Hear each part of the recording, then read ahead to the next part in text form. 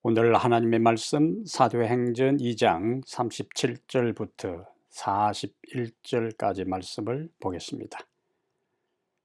그들이 이 말을 듣고 마음에 찔려 베드로와 다른 사도들에게 물어 이르되 형제들아 우리가 어찌할꼬 하거늘 베드로가 이르되 너희가 회개하여 각각 예수 그리스도의 이름으로 침례를 받고 죄 사함을 받으라.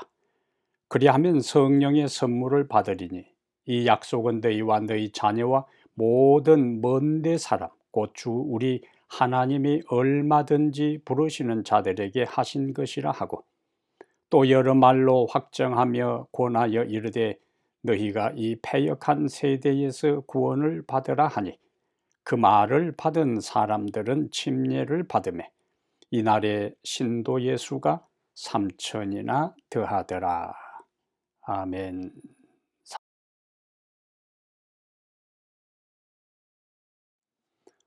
사랑하는 탁구마교회 성도 여러분, 그리고 세계 여러 나라에서 유튜브와 팟빵을 통하여 이 말씀을 청취하는 애청자 여러분, 지난 한 주일도 평안하셨습니까?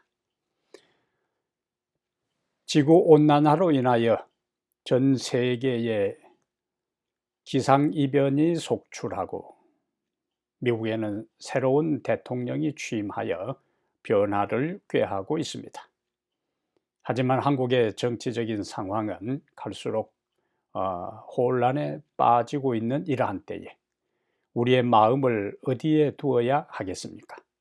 우리의 생각을 어디로 향하여 하겠습니까?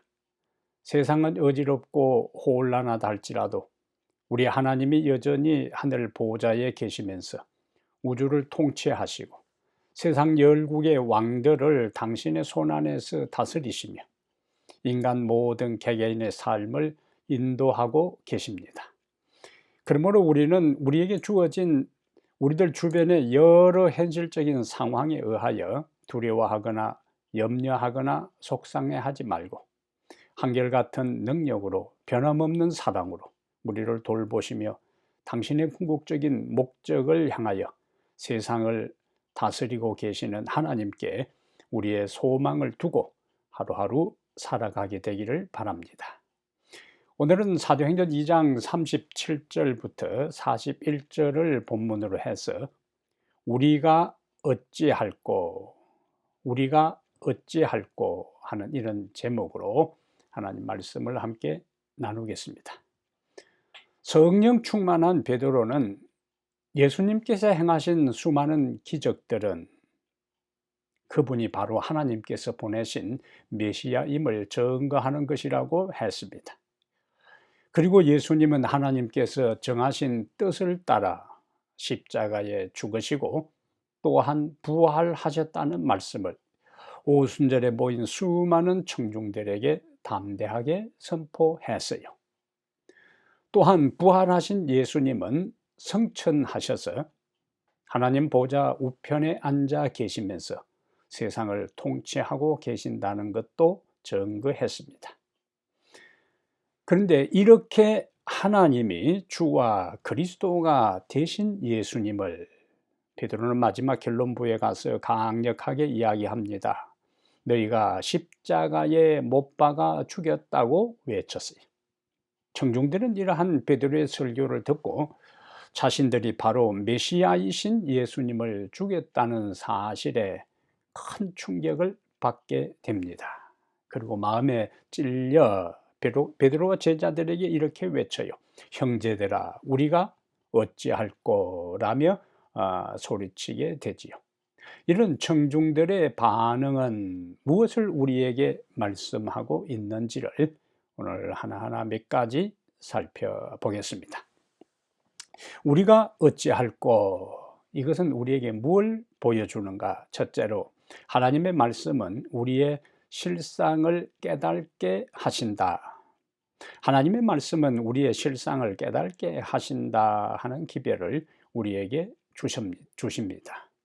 베드로의 설교를 들은 사람들은 자신들이 예수를 십자가에 못 박았다는 사실을 비로소 깨닫게 돼요. 그전에는 그 사실을 몰랐습니다. 지난 시간에 살펴본 것처럼 예수님을 누가 죽였는가?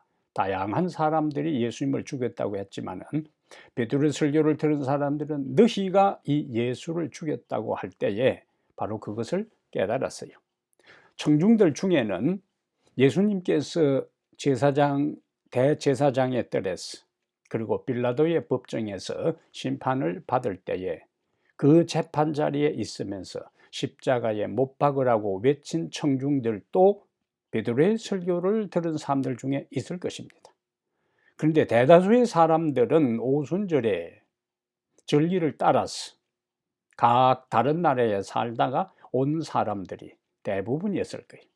그러나 모두가 베드로가 전한 말씀을 듣고 마음에 찔려 자신들이 메시아를 죽인 죄인임을 비로소 깨닫게 된 거예요. 하나님의 말씀은 우리의 영적 상태를 보게 합니다. 하나님의 말씀은 우리의 영적 눈을 뜨게 해서 우리들 자신이 지금 영적으로 어떤 상태에 있는지를, 하나님이 어떤 분이신지를, 예수님이 우리를 위해 무엇을 하셨는지를 하나하나 낱낱이 깨닫게 해 주셔요. 하나님의 말씀을 접하기 전에는 자신이 죄인임을 몰랐는데 말씀을 통해서 성령께서 우리에게 우리 자신이 절망적이고 속절없고 하나님을 멀리 떠나 죽을 수밖에 없는 죄인인 것을 깨닫게 해 주십니다. 하나님의 말씀의 능력이요. 그래서 바울은 히브리서 4장 12절에서 하나님의 말씀은 살아있고 생명이 있다는 거예요. 살아있고 활력이 있어 좌우의 날선 어떤 것보다도 예리하여 혼과 영과 및 관절과 골수를 찔러 쪼개기까지 하며 또 마음의 생각과 뜻을 판단한다고 했습니다. 실제적으로 우리의 신앙은요, 하나님 앞에 우리가 얼마나 절망적인 죄인이며 예수님이 나를 위해 나의 죄 때문에 돌아가셨다는 것을 깨닫고 고백하는 것에서부터 우리의 신앙이 출발해요. 이것을 깨닫지 못한 상태에 있어서 교회를 다닐 경우에는 신앙생활을 하는 것이 아니라 종교생활을 하게 됩니다. 신앙인이 되는 것이 아니라 종교인이 되는 거예요. 그래서 십자가의 의미와 그리스도의 죽음과 내 자신이 죄인이 되는 사실을 깨닫는 것은 기독교에 있어서 핵심적이고 본질적이고 중요한 내용이 되는 겁니다. 자신이 병든 것을 아는 사람만이 의사를 찾고 병원을 방문하지, 건강하다고 자부하는 사람들이 의사에게 가서 자신을 상담하지 않습니다. 약을 먹지도 않아요. 병원에 가지도 않습니다. 마찬가지로 죄인임을 아는 사람이 나의 죄로부터 구원해 주실 구세주를 찾기 시작합니다. 이러한 원리를 예수님은 마가복음 2장 17절에서 건강한 자에게는 의사가 쓸데없고 병든 자에게야 쓸데있느니라 그러면서요, 나는 의인을 부르러 온 것이 아니라 죄인을 부르러 왔노라고요. 다른 유사한 성경절에는 너희는 죄인을 불러 회개시키러 왔노라고 예수님이 자신의 사명을 이야기합니다. 예수님의 사명은 죄인을 불러 회개시켜 구원 얻도록 하기 위한 것인데, 우리가 죄인임을 깨닫게 하는 것이 바로 하나님의 말씀이라 하는 것이고, 하나님의 말씀이 선포되고 증거될 때에 성령께서 우리의 삶에, 우리의 인생에 가장 중요한 깨달음을 우리에게 주셔요. 이것이 비로소 깨달아질 때에 십자가가 우리에게 의미가 있고, 십자가에 달려 돌아가신 예수님의 사랑이 우리의 가슴에 울림으로 다가오는 것이고, 십자가에 돌아가서 예수님께서 이 세상에 오셨고 죄 없는 삶을 사셨고 무죄한 분으로서 우리의 죄를 짊어지고 돌아가셨고 장사진의 반 되었다가 부활하시고 성천하시고 다시 오신다는 그 모든 것이 생생하게 우리에게 복음으로 다가올 수가 있어요. 그래서 바울은 고린도전서 15장 3절과 4절에서요, 성경대로 그리스도께서 우리 죄를 위하여 죽으시고 장사 지낸 바 되셨다가 성경대로 사흘 만에 다시 살아나셨다는 복음의 핵심을 고린도전서 15장에서 말씀하고 있는 것입니다.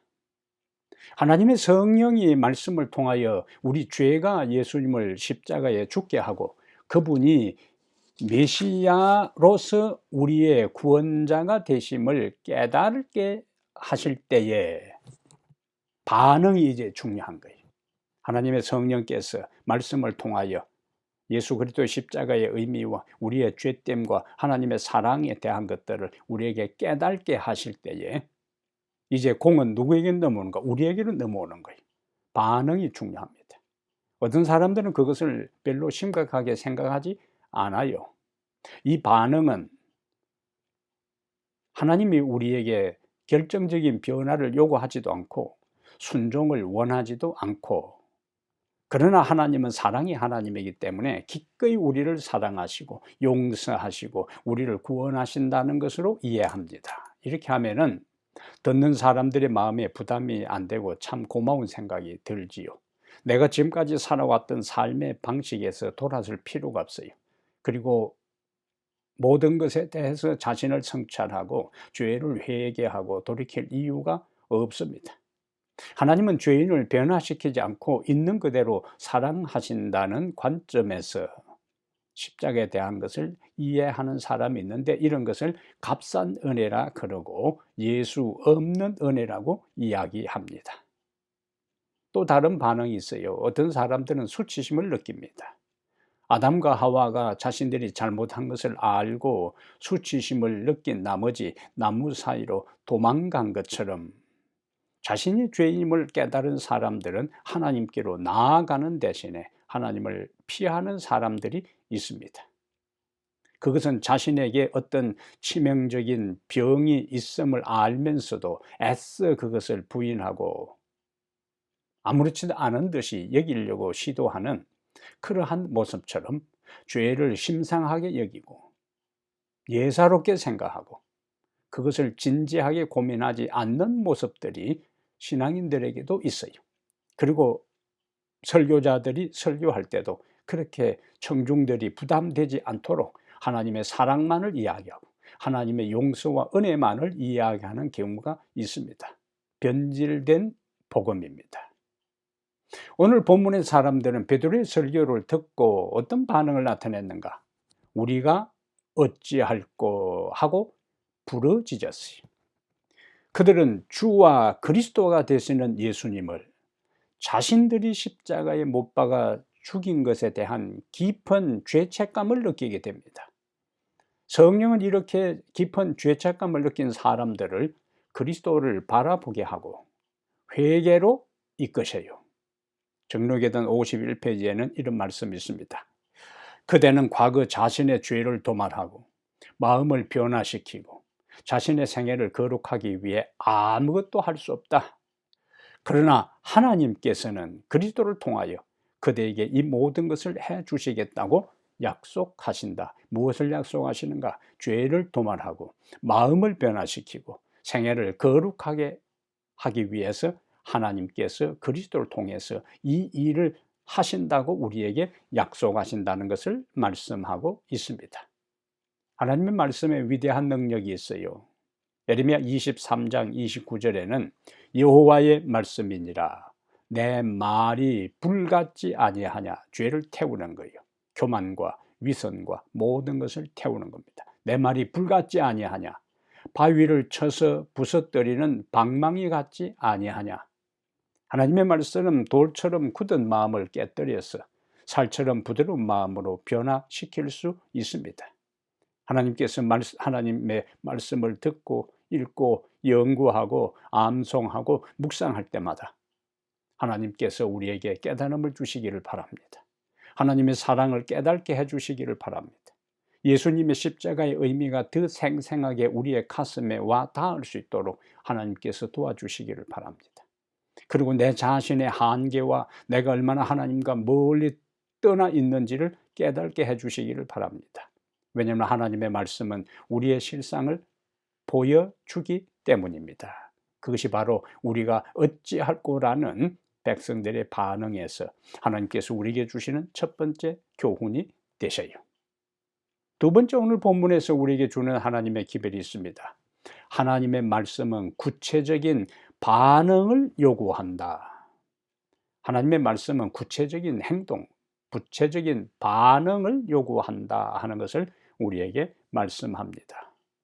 백성들이 우리가 어찌할꼬라고 울부짖을 때에 베드로는 너무 신경 쓸 거 없다, 괜찮다, 이미 예수님께서 십자가에서 다 여러분의 죄를 용서하셨기 때문에 그냥 괜찮다, 마음에 부담 가질 필요 없다, 이렇게 말씀하지 않았어요.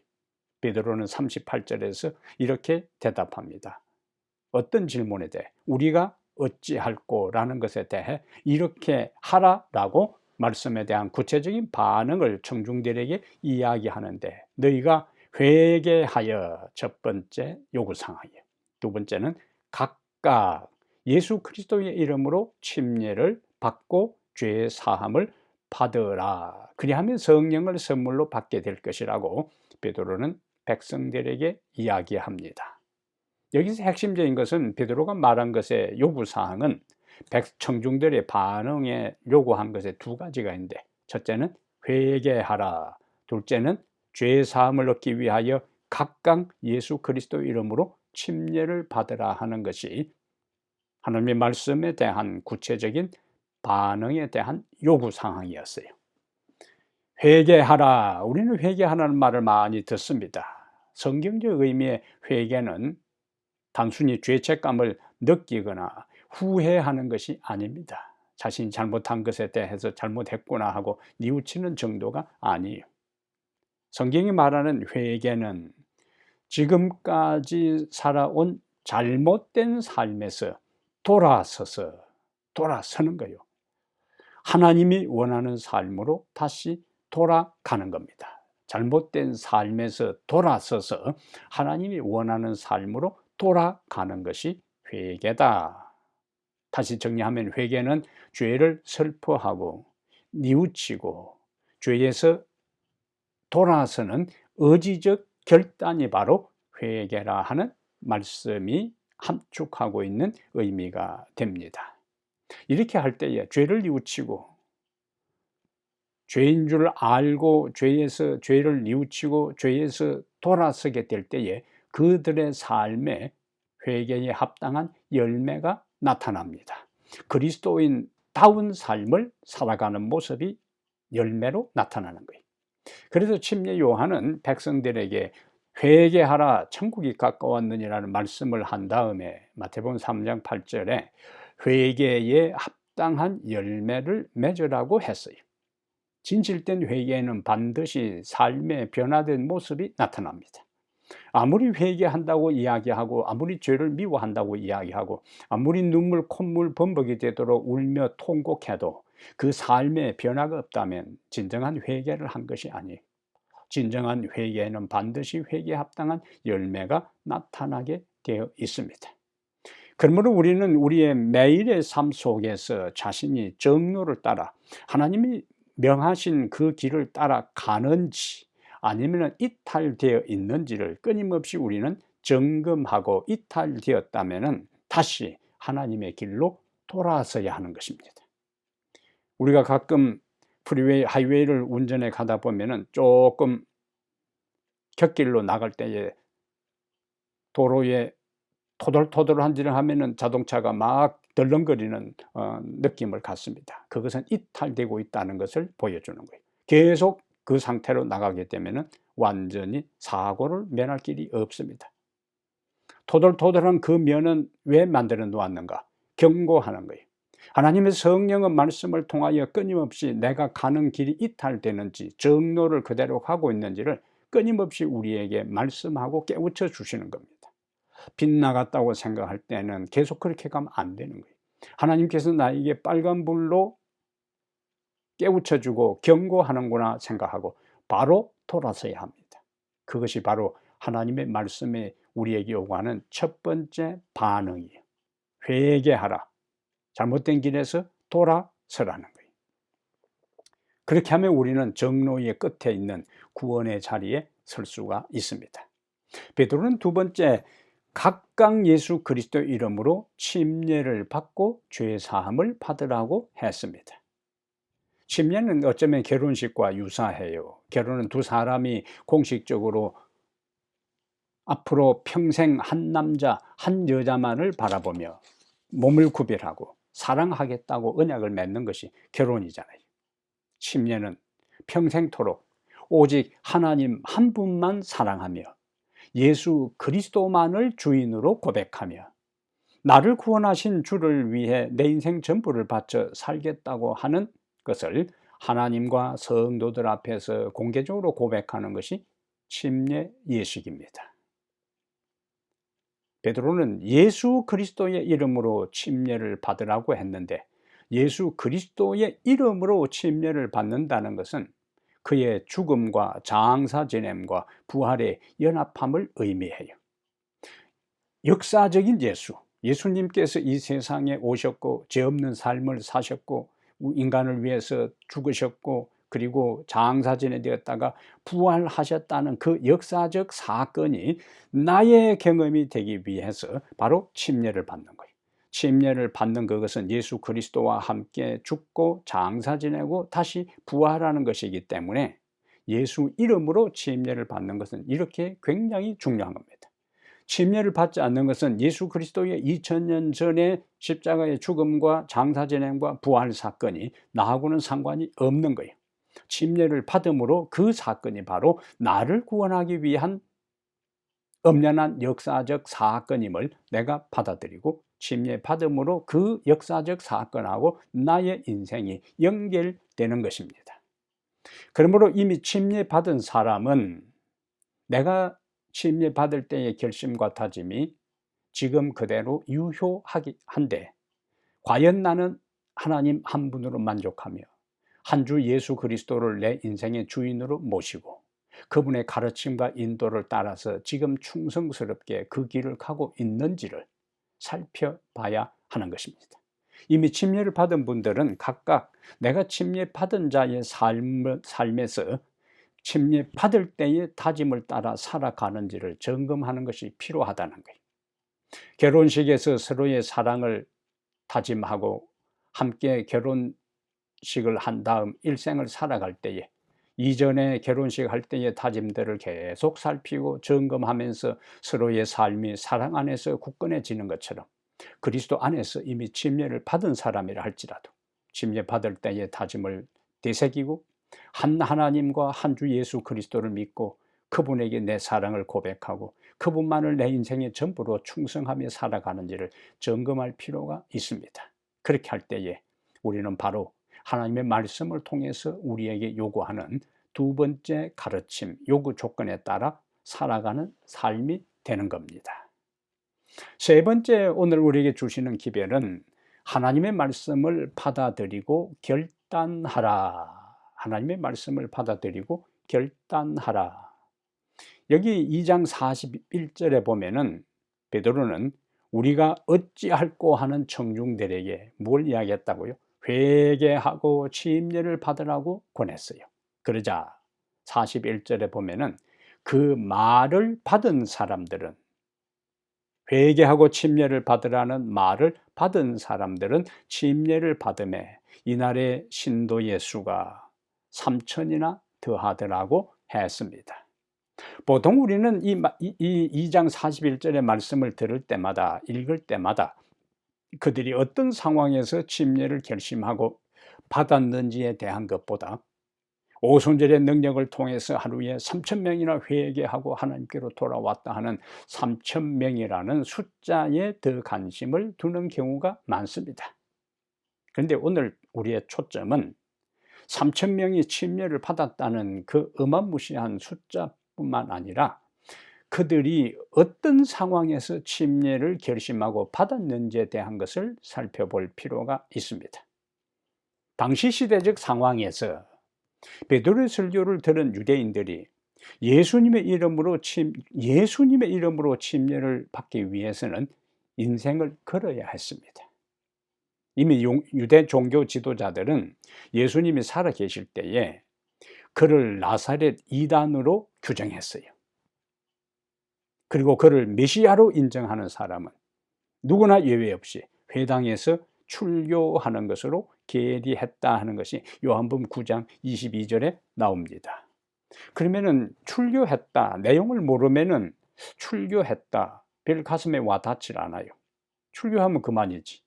근데 당시 유대 문화, 종교적 관습 속에서는 회당에서 출교당한다는 것은 굉장한 불이익을 감수하는 것이었습니다. 지금은 교회의 권위가 땅에 떨어져서 교회에서 징계나 출교를 거의 하지 않습니다. 설령 징계를 한다고 해도 두려워하지도 않고 출교를 한다 해도 별로 신경 쓰지도 않아요. 근데 예수님 당시에 유대교에서 회당에서 출교당할 때는 엄청난 불이익을 그들이 감수해야 했는데요. 출교당하면 더 이상 유대인으로 인정하지 않습니다. 출교당한 사람은 이방인으로 취급했어요. 그래서 유대 공동체 사이에서 완전히 추방됐습니다. 그들은 다시 다른 유대인들과 결혼할 수도 없었어요. 유대인들 사이에서 직업을 가지고 생활할 수도 없었습니다. 무엇을 팔거나 살 수도 없어요. 매매가 금지되었습니다. 식사나 교제나 친교를 할 수 없었어요. 출교당한 사람은 이와 같은 엄청난 불이익이 초래된다는 거예요. 사실상 당시 유대 사회에서 출교는 사회적, 종교적, 사형 선고를 받는 것과 다를 바 없었습니다. 이것이 바로 그 당시 사회 상황이었어요. 종교적 행편이었습니다. 그런데도 베드로의 설교를 듣고 너희가 회개하여 예수 그리스도 이름으로 침례를 받으라는 베드로의 강력한 호소에 이런 모든 침례를 받을 때에 예수 이름으로 이미 나사렛 이단이라고 결정된 그 예수를 메시아, 구원자, 그리스도로 인정하고 예수의 이름으로 침례를 받는 사람들은 앞에서 우리가 살펴보았던 이러한 모든 불이익을 감수해야 함에도 불구하고 그들은 침례를 받았는데 그러한 사람들이 자그마치 3,000명이나 되었다는 이야기지. 예수님은 마태복음 7장 13절과 14절에서 좁은 문으로 들어가라. 생명으로 인도하는 문은 좁고 길이 협착하여 찾는 이가 적음이라고 했습니다. 우리가 진리를 따라 살아갈 때에 좋은 직장을 포기할 수도 있습니다. 인간관계가 단절될 수도 있어요. 좋아하는 취미와 잘 먹는 음식도 포기하고 멀리하고 절제해야 할 수도 있습니다. 그러나 우리가 포기하고 버리고 절제한 그 모든 것보다 주님이 주시는 구원과 영생과 하늘이 더 가치 있고 영원하기 때문에 우리는 주님의 길, 좁은 길을 선택합니다. 그리고 그 길을 가는 것입니다. 사랑하는 여러분, 하나님의 말씀이 우리의 실상을 보여줍니다. 우리의 영적 눈을 열어서 내가 지금 어떤 상태에 있는지, 내가 사는 방식을 이대로 살아도 되는지, 내가 가는 길이 하나님께서 명한 그 길인지 말씀이 우리를 끊임없이 깨우쳐주고 보여주셔요. 그래서 시편 119편 105절에 주의 말씀은 내 발의 등이요 내 길의 빛이니라고요. 내가 지금 어떤 상태에 있는지와 내가 지금 어디로 가야 하는지를 보여주는 것이 하나님의 말씀입니다. 그 하나님의 말씀이 오늘 우리의 모습을 보여줄 때에, 깨우쳐줄 때에, 비춰줄 때에 내 현재의 모습이 하나님의 말씀과 빗나갔다고 생각된다면 다시 회개하고 하나님이 명한 그 길로 돌아서기를 바랍니다. 그리고 주님의 가르침을 따라 때로는 희생이 요구되더라도 그 길 끝에 영생이 있음을 기억하고 그 길을 선택하며 믿음의 길을 걸어가게 되기를 바랍니다. 우리가 어찌할꼬 라는 그 외침에 회개하고 침례를 받으라. 그 베드로의 요청에 백성들이 엄청난 불이익을 감수하고 신앙적 결단을 내리고 침례를 받고 믿음의 삶을 살았던 그들의 모습이 오늘 이 시대를 살아가는 우리의 삶에 다시 나타나게 되기를 바랍니다.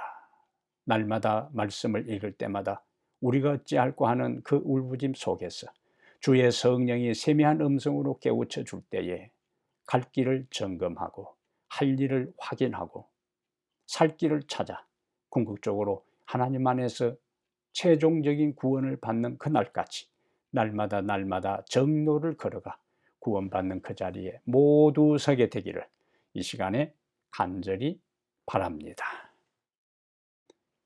하나님 우리 아버지, 말씀이 우리의 모습을 드러낼 때에 겸손한 마음으로 회개하게 하시고 말씀이 깨우쳐 주시는 대로 다시 주님이 보여주시는 그 빛을 비춰주시는 빛을 따라 걸어가는 저희들이 되게 해 주시옵소서.